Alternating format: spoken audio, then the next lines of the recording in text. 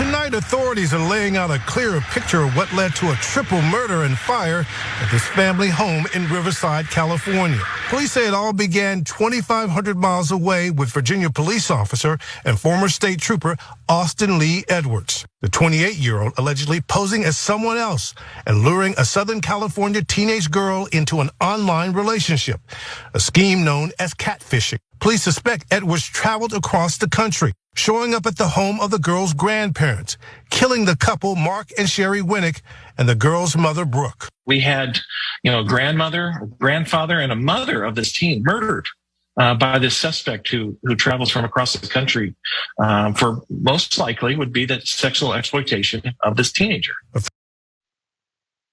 Devastating story in Riverside, California, is that a cop from on the other side of the country posed as someone else, lured, groomed this 15-year-old girl, drove across the country as you saw there, and murdered 3 people, her entire family that she lived with, set the house on fire. Here's some more details. He's 28 years old, was 20 years old, because things got much steeper after that. Because as they saw him, the girl getting into his car and taking off and driving away, the house was set on fire. Here's those details. By the time the firefighters arrived to the scene of the house, the teenager and the red Kia Soul she had gotten into were gone. Meanwhile, a blaze was raging on the first floor of the home, where the firefighters soon found 3 adults lying dead in the entryway. Then Edwards led the police on a high-speed chase with the girl still in the car. And hours after the fire was reported, officials said Edwards was still driving with the teen in San Bernardino County. And during that car chase, Edwards fired a gun at deputies before losing control of the Kia and driving off the road, is what the sheriff's department said in the news release. He then exited the car and died in a shootout with deputies. The girl was rescued. She was unharmed outside of the mental issues and the mental trauma that she's gonna be dealing with for the rest of her life over this entire thing. But also, police officers responded to this whole thing as a case of like, this is a stranger thing. You know what, you parents, you have to watch out, make sure your kids don't get caught up with these folks online, all these things. Let's watch more. This is just a very tragic example of how dangerous those interactions can be. David, police say this is a painful reminder to parents about how they must try to be aware of who their children are communicating with online. I agree, Pierre, and also that officer. Should they also be aware, maybe these police departments that employ these folks should be aware of the people that they have or in their departments, and maybe the troubles that they've probably exhibited. Let's go to some of that, because as these news outlets were talking about this whole thing, notice something that was probably missing. Other folks noticed this. From People magazine, they wrote, Virginia man catfished teen girl, then showed up at her California home and killed her mom and grandparents. Virginia man, is he a cop? Not in that headline, he's not. There's more. Riverside murders. Virginia man accused of catfishing teen daughter of one victims before killing family. Horrific, right? But who is this guy and what did he do again? Who knows? NBC News, ex-Virginia trooper, there it is, dies in a shootout after killing family of teen he had catfished, is what police say.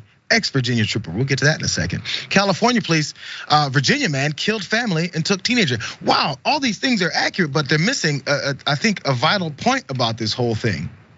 He's not just a former state trooper, and he's not just a Virginia man, he's a cop. Edwards was formerly employed by the Virginia State Police and had recently been hired as a deputy for the Washington County Sheriff's Office in Virginia, is what officials said. None of those stories and headlines said it though.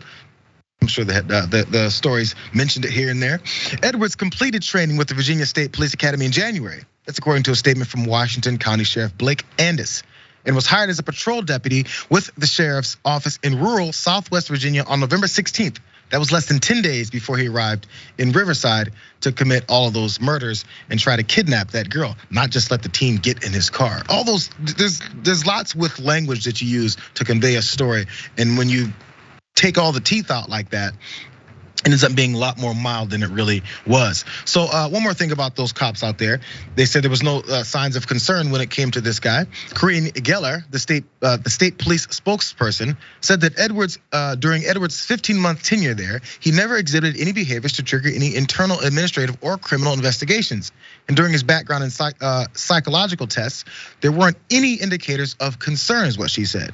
Edwards resigned from the Virginia State Police on October 28th. That's according to Geller, and started with the sheriff's office about 3 weeks later. There was one other aspect, David, that I did see where they asked, there was a mental evaluation taken of him or psychological evaluation, and people were asking for those results, and those authorities out there said, yeah, we don't release those.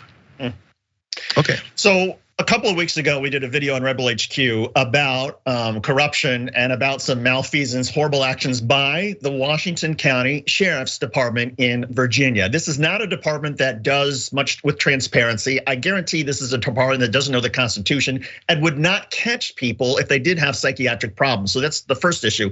The second issue is, I mean, this guy is a psychopath. And for all of these media to just identify him as a Virginia man, he was a Virginia sheriff's deputy. He was employed, as you pointed out, as a sheriff's deputy. I wonder how he interacted with young women over the last, I don't know, year or two during his traffic stops. I mean, that would be worth looking into.